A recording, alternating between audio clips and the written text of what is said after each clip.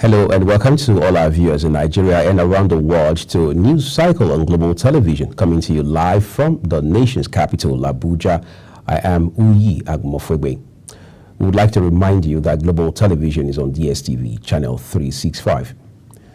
President Bola Tinubu has directed the Tertiary Education Trust Fund, TED Fund, to increase the number of mundane hostels in tertiary institutions from 36 to 72 by year 2025.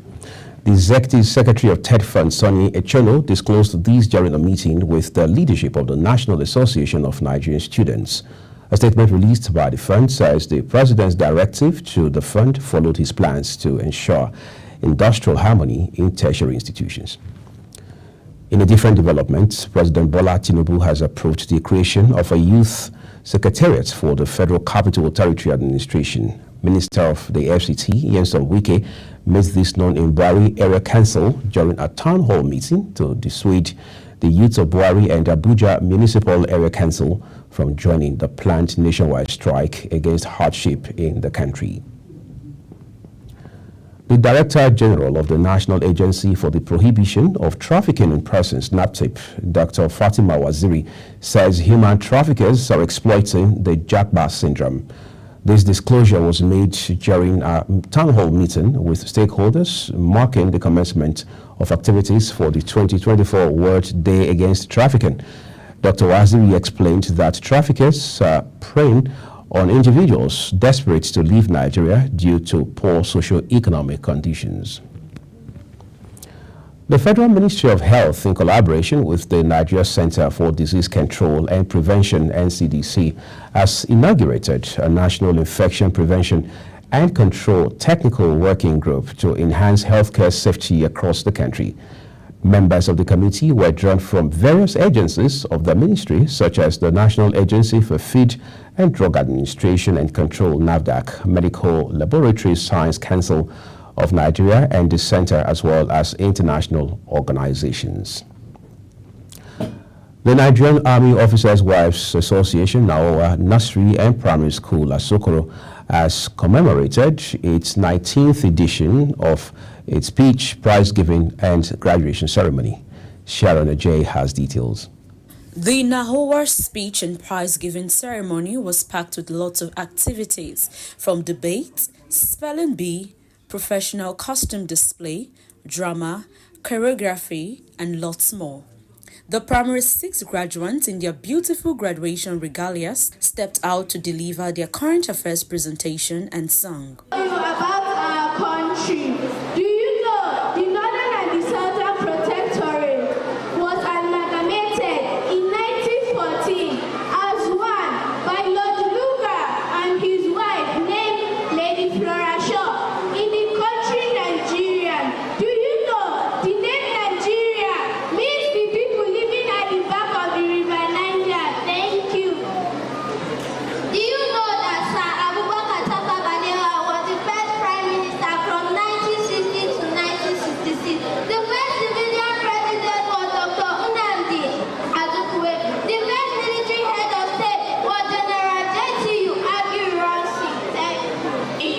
I know I love because I care. The president of the Nigeria Army Officers' Wife Association, NAOA, Maria Abiodun Lagbaja, applauded the children for their remarkable achievements and encouraged them to be steadfast in their next level.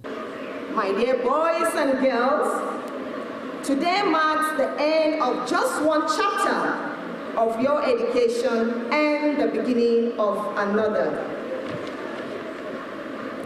You have grown not only in knowledge, but also in character. You have learned the importance of being kind, working hard, and helping others. These values will guide you as you move forward in life.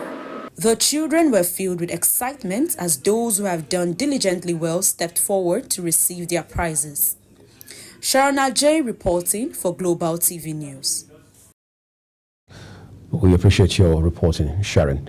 The chairman of the Independent National Electoral Commission, INEC, Professor Mahmood Yakubu, has expressed concerns over the political tension in Edo State ahead of the September 21 governorship election. Professor Yakubu says INEC would be meeting with security agencies with the aim of addressing the concerns. Edikon Michael brings us more.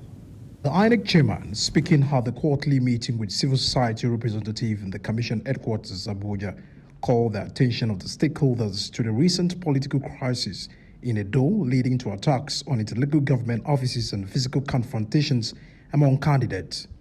We are concerned about the safety of candidates, agents, and supporters, as we are about the security of our own officials, security of observers, journalists, service providers, and above all, the voters. Speaking on the preparation for the election, the INEC chairman revealed that additional bimodal voter accreditation system machines had been provided to the Edo State to train election duty personnel and to provide contingency support on election day. Campaign by political parties and candidates is in full swing in both Edo and Ondo states. We urge you to intensify your advocacy for peaceful elections, including engagement with stakeholders. The Commission finds the recent event in Edo State, resulting in the deaths of a security personnel, worrisome. Happily, there has been no incident known to the Commission since then. Nevertheless, the Commission will meet with security agencies as early as Friday this week under the auspices of the Interagency Consultative Committee on Election Security. The INEC chairman also observed that with 52 days to the election in Edo State, some parties were yet to submit the list of their polling and coalition agents. It therefore called on party leaders to expedite their registration and upload the requirements on the portals, adding that the final register for the 2024 governorship elections in Edo and Ondo State are being finalized. The representative of Center for Credible Leadership, Nwambo Gabriel, noted that as a key player in the political process, civil society organizations remain steadfast in their commitment to ensuring electoral integrity. The level of preparedness is very high. Consequently, we acknowledge and commend the opening remarks made by the Honorable Chairman, Professor Mahmood Yakubu, which highlighted the importance of transparency, accountability, inclusivity, and conducting free, fair, and credible elections as we march towards Edo and Ondo governorship elections, respectively. He added that the organizations were dedicated to upholding the sanctity of the ballot box, respecting the will and mandates of the people, and promoting political stability as well as the well-being of Nigerians. Edikon Michael, Global TV News. Thank you, Michael Edikon. Yobe State government has directed all primary and secondary schools in the state to shut down academic activities from 31st July over the planned nationwide protest on hardship and hunger scheduled to commence on August the 1st, 2024. The directive was contained in a statement by the State Commissioner of Basic and Secondary Education, Associate Professor Abba Idrisa, and signed by Director Schools Management, Boko Mudu, in Damaturu. Ahead of the planned nationwide protest against bad governance due to commence from August 1st, the federal government has declared all its 256 custodial centers across the country as red zones, whose sanctity must not be violated under any guise. Controller General of Corrections, Haley Nababa, gave the warning in a statement in Abuja. The statement from the Ministry of Interior says a joint task force has been activated to provide extra security in and around custodial facilities nationwide. Activist and human rights lawyer Deji Adeyanju has urged the Chief of Army Staff, Lieutenant General Taoreed Lagbaja, to withdraw soldiers deployed from across the Federal Capital Territory and other cities ahead of the proposed hunger protest.